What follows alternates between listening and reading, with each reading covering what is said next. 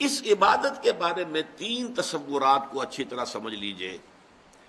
ایک تصور جو ہمارے عوام کا ہے، عوام الناس، جو حلا عبادت سے مراد کیا ہے؟ نماز، روزہ، حج، زکوٰۃ، اللہ اللہ خیر صلی اللہ، چند ریچولز، چند رسومات جنہیں مراسم عبودیت کہا جائے گا، ان کے اوپر ان کا پورا تصور عبادت جو ہے اسی پر مشتمل ہے، اس سے آگے کا تصور ہی نہیں۔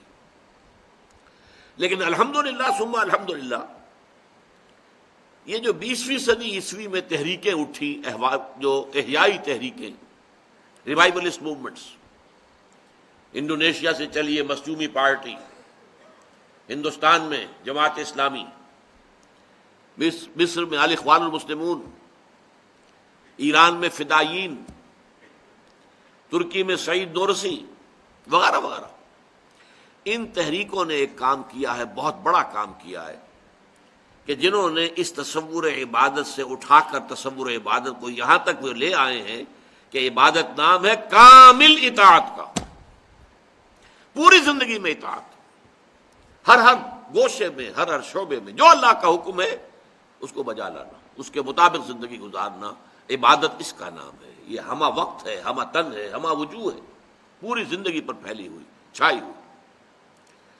البتہ اس میں بھی بعض اعتبارات سے ابھی کمی ہے۔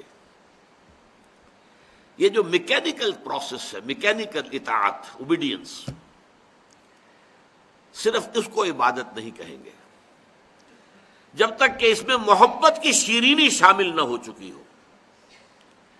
اللہ تعالیٰ کی محبت کے جذبے سے سرشار ہو کر اللہ کی ہمہ تن ہمہ وقت بندگی کرنا، یہ عبادت ہے۔